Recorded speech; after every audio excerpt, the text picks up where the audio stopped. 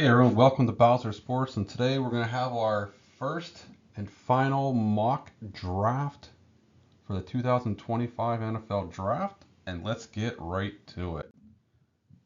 First up, Tennessee Titans are going to select Cam Ward out of Miami. This should be a no-brainer considering the Titans really don't have a quarterback with Will Levis out of Penn State struggling over the last couple of years, so it makes sense that we would see the Titans go with a quarterback. They've pretty much made it well known that they're going to pick Ward. I don't think it's going to be any surprise here. With where they go with the pick, and so I don't see much here unless someone offers a nice ransom of many draft picks. Someone who's in the top 4 or 5 of the draft who would want to move up. Who that would be, really not sure. I don't know who could offer that kind of package to get the Titans to move off who they think may be their franchise quarterback. But there you have it. So next up will be the Cleveland Browns, and who in the world knows what the Browns will do. The Browns need pretty much everything except the defensive lineman to replace Garrett, since he, faked out everyone with his trade me, and all he really wanted was a pay me.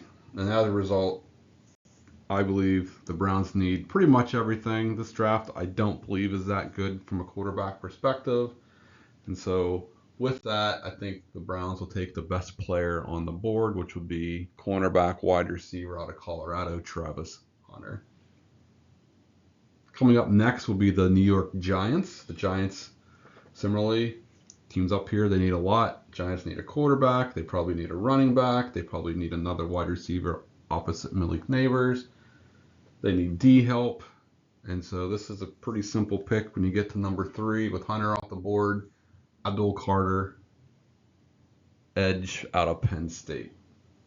Now coming in at 4 is where I think the draft could change a little bit. I think these top 3, no doubt, I think are going to be the guys. Now maybe the Browns decide to get Carter, but I think it's going to be one of those two. And so I think the top 3 are pretty well set. But here with the Patriots, they could go tackle. If somehow Hunter drops the whole way to 4, they could go there.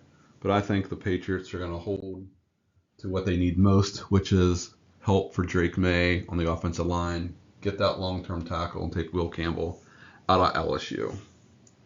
Now up next is another team with the Jacksonville Jaguars. They need a running back. They could use another wide receiver. They could use offensive line help. They could use defensive line help. Well, they can pretty much use everything in the kitchen sink. And so with that, I'm going to predict that they'll stay true to where a lot of the mocks I've seen, going after Mason Graham, defensive lineman from Michigan. This could be, I think, the earliest that we could see Ashton Jeanty go here. Maybe the Jaguars decide they can't pass up on a franchise running back like Jeanty, but I think they can get a good running back in early round 2, and so here I've got Graham going at number 5. At 6, no shock, it's going to be Jeanty if he's here. I think the Raiders are looking for that home run guy. I think a big sell. This guy is already talking, Jeanty is already talking like he's going to be doing things like Saquon did. It's a lot of shoe to fill there, boy. So let's see if you can live up to it out in Vegas. Good luck there.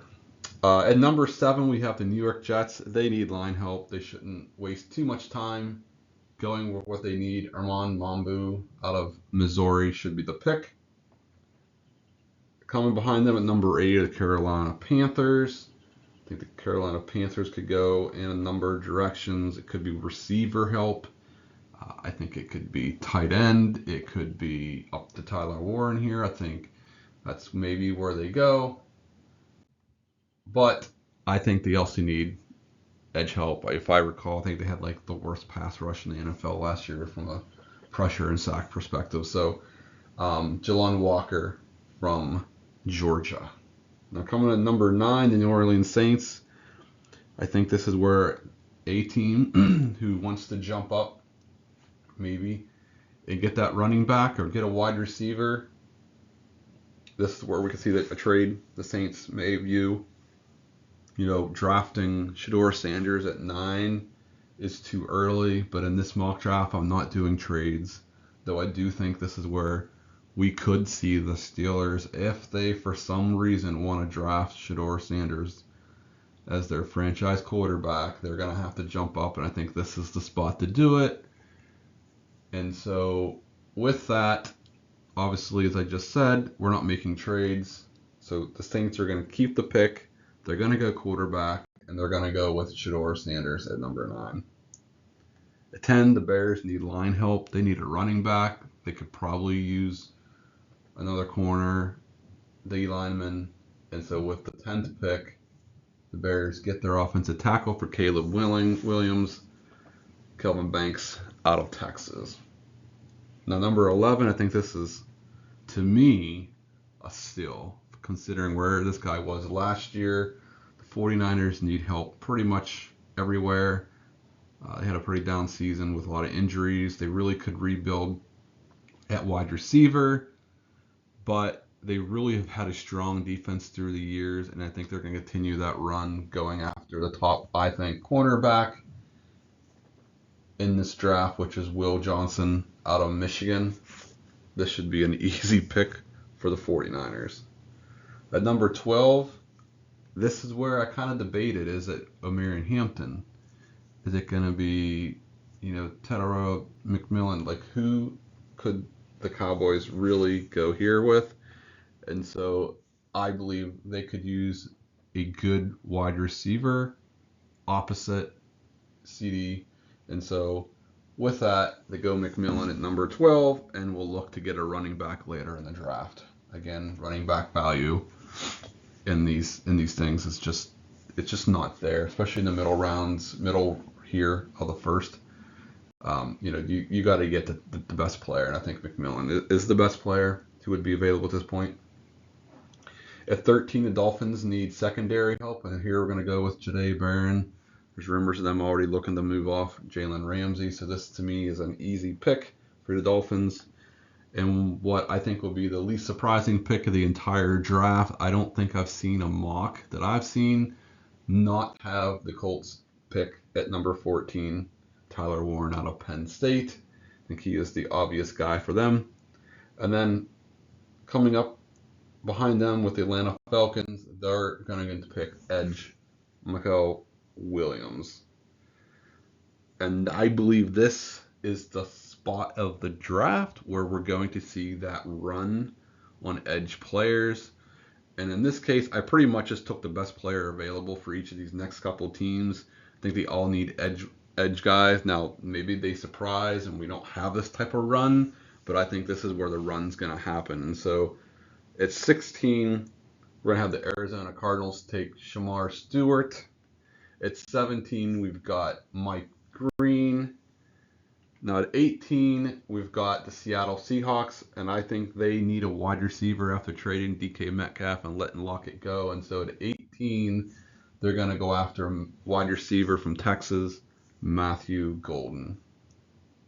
At 19, we've got the Tampa Bay Buccaneers, who need a linebacker, and so happen the best one is still on the board with Jihad Campbell out of Alabama. At 20, and this is where if the Steelers want to jump ahead of the Broncos and get Omarion Hampton, this is where they're going to have to get up in front of the Broncos. And so I believe if they want to slide up just slightly, it's probably going to have to be at the 19 pick with the Buccaneers, because they only need to slide back a couple. I wouldn't imagine the Broncos would take a linebacker here. So this could be the 19 where we see the Steelers jump up and get Hampton, or they feel like Hampton is their guy. That's where this is going to have to happen. It's going to be right. It's got to be here. And that's if he slides past Dallas at number 12. All right, so at 20, again, we're not doing trades. So in this event, the Steelers will lose out if that's who they're really targeting, with Omarion Hampton going to the Broncos. The last time the Broncos took a running back out of North Carolina with Javonte Williams, it didn't work out so well. So I'd be kind of curious to see. Well, I think this is going to be the pick. Maybe they decide to slide back to get, or maybe they draft someone else. But I do think they need a running back. So that's what I got them here. And so at 21, I think it's down to 2 players. The Steelers need, I think, long-term help. There's quality value at defensive line. You've got Kenneth Grant from Michigan, Derek Harmon out of Oregon. I think both guys bring a little bit of different aspects of the game. I think Grant will be the much bigger guy. I think he's going to be the guy who can probably play the nose tackle, allow Benton to slide over, and Grant can still pass rush. Grant's athletic. He's big. And so I think if you're looking at the Steelers' biggest need, it is someone who could play that nose tackle position so that Benton can play the D-end role. And so I think Grant provides you that value. But if you're looking for a defensive end long term, that we've got Benton on one side and you've got Harmon on the other, because at some point Hayward's going to retire, you've got that traditional 3-4 D-end who's going to learn for a year or so under Hayward. Can't go wrong with either pick. I can't see the team drafting really anyone besides these two. At this point in the draft, you pretty much don't have your top running back. You don't have the top wide receivers. You're not drafting for an offensive tackle. You're not drafting for an interior offensive lineman. The top corners are gone, in my view. You really shouldn't be going at safety here with Maliki Starks or Imora. So, you really are limited at this point. You're kind of forced into the position of need and really value of the player here. And so with that, I think the Steelers will, again, if they get to 21 and this is what they're looking at, I think you got to be extremely happy as a fan. You can't go wrong with either player. And so with that, with the 21st pick, the Pittsburgh Steelers select Kenneth Grant. Steelers fans, let me know. What do you think? What do you think Steelers are going to do? Do you think they hold at 21 and hope, and they'll just say, hey, we're not losing assets and we'll take the best player? Do they drop back? Maybe they're not as enamored like we are, or we think they are with the defensive linemen, and maybe they decide to slide back a couple of spots and pick up a draft pick, or maybe they slide back way further into the round. And that opens up some possibilities about quarterback, maybe another running back, a wide receiver. And so, we got to consider that. I've already mentioned the consideration of needing to move up. Maybe they go up for Shedeur Sanders at number 9. Are they in love with Jahdae Barron so much they jump up there, or they go to 12 or 11? I think somewhere in that 9 to 13 range is going to be where the Steelers look to move into. If they're moving up from a big perspective, it's going to be one of those teams. I don't see them going any earlier than 9. And then really, I think from that point, if you're looking to move up in front of the Broncos, I think you only need to go as far as 19 to get Hampton. I don't see the Falcons, I don't see the Cardinals, the Bengals, or the Seahawks going running back here. And so that's where I got the Steelers. I got them going after Kenneth Grant. I think he is the better player. He's bigger. He's very athletic for a big man. I think he's 2-position flexible between D end and nose tackle. And so that's why I went there. So the remainder of the draft here, we've got Colston Loveland, tight end from Michigan, going to the Chargers. Hairston at cornerback going to the Packers. Starks going to the Vikings. Simmons to the Texans. Ibuke to the Rams. James Pierce to the Ravens. And I think that is just a typical Ravens pick. I think he's highly thought after type of guy. Probably a year ago, he would have been way higher. Had some down year, and this is where the Ravens say, hey, we can get you in our system and do really well. As Iraku you got, then Scorton. I think those guys all go. I would not be surprised to see Harmon possibly to the Ravens, but I think in this, what I was kind of looking at the teams and more runs with the talented edge. So Harmon falls the whole way to the Bills. Then you got the Chiefs. They need offensive line help. We saw what happened to to the Chiefs in the Super Bowl. Their line was just decimated. They couldn't block and do anything. And so we've got Josh Connerly, and the last pick, shouldn't be surprised, defensive line for the Eagles, Walter Nolan out of Mississippi. He's probably, if he hits, he's going to be the best defensive lineman in the draft.